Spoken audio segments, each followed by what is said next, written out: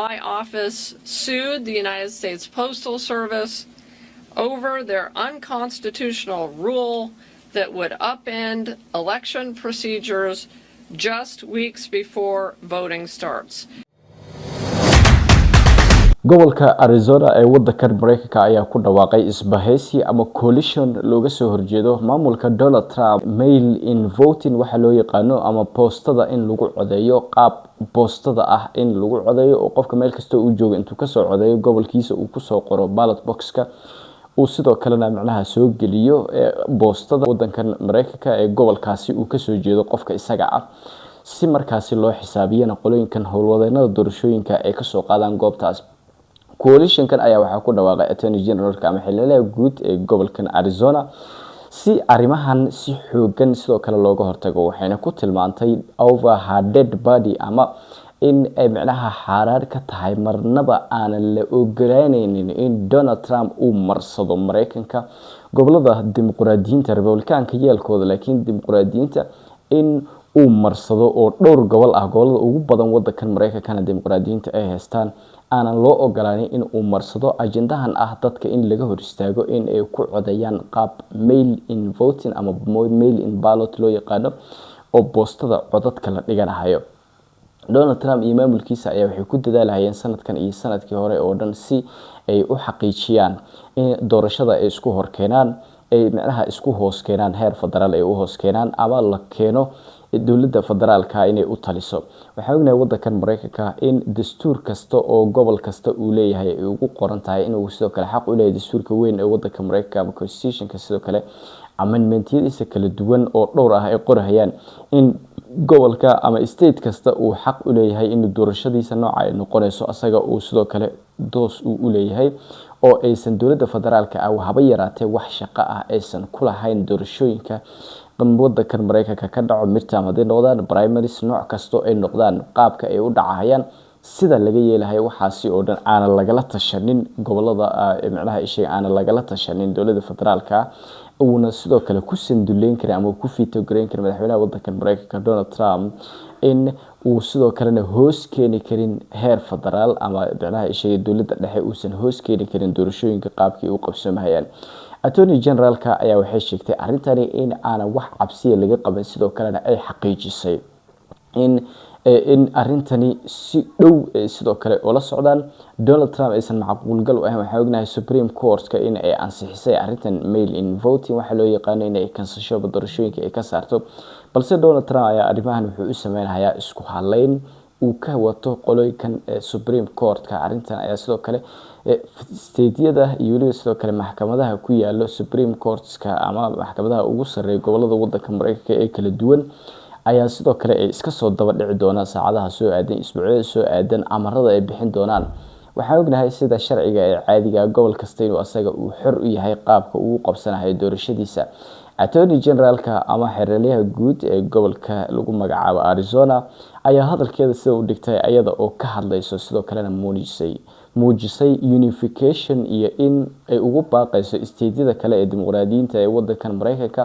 in si wada jir ay uga hor imaadaan arintan dastuurka iyo waliba sidoo kale sharci darrada ah ee ay rabaan in ay doorashada sida ay rabaan ay u qabsadaan si ay ugu guuleystaan si walbo ama albaab kasta ay u qaraacayaan qolooyinkan cunsuriyiinta ee waddanka Mareykanka ee xisbiga Donald Trump. Earlier this morning, my office sued the United States Postal Service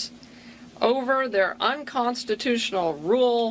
that would upend election procedures just weeks before voting starts.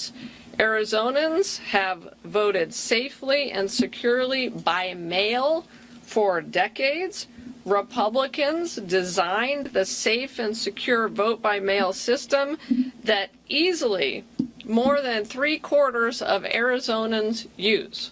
I think it's actually closer to 80 to 90% of Arizonans vote by mail. And we are going to make sure through this lawsuit that they continue to be able to vote by mail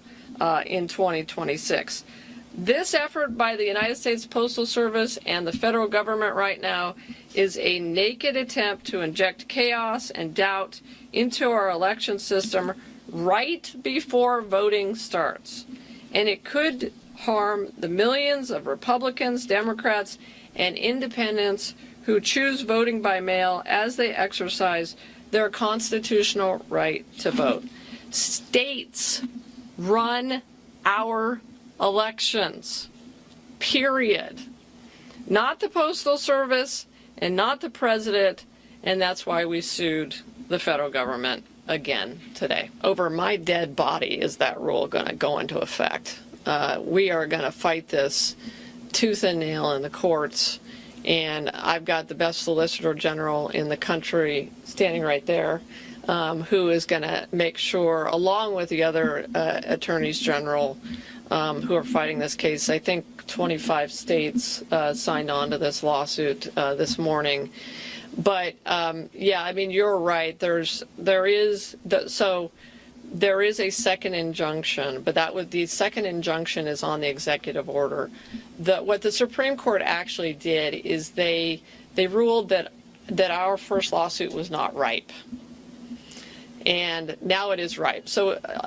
it became ripe when the Postal Service rule went into effect on Friday. And so now the Supreme Court basically said, all they said was, you have to file another lawsuit.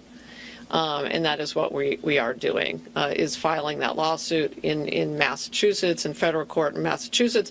But to your point, it is important that we win this lawsuit, because you have states that are within weeks, maybe 2 weeks of printing ballots. 25 state oo half markii loo qaybiyo kontonka state ee Mareykanka qayb kamid half by half ama 50-50 ayay noqotay hawsha oo dacwad ka gudbisay qolooyinkan Republicaanka kiiskan iyo waxyaabahan ay wadaan oo ololahan ay ku doonayeen doorashooyinka ku dhacaan sidoo kalena ay ugu hor istaagaan dadka qaabka kala duwan ay u codeynayaan ayaga oo diiday mail in ballot. waxay sidoo kale sheegtay Attorney Generalka gobolka Arizona in gobolka Massachusetts maxkamad ku taalo oo heer federaal sidoo kale lagu gudbin doono dacwadan si markaasi arinta loo ogolaado. waxay sheegtay sidoo kale Supreme Court-ka in ay degdeg u soo celisay arintan oo sabab la xiriiro in first lawsuit-kii sidoo kale ama dacwadii ugu horeysay ay ka gudbiyeen 25 state wax ka badan oo wadankan Mareykanka dimuqraadiyiin iyo Republican yar iskugu jiro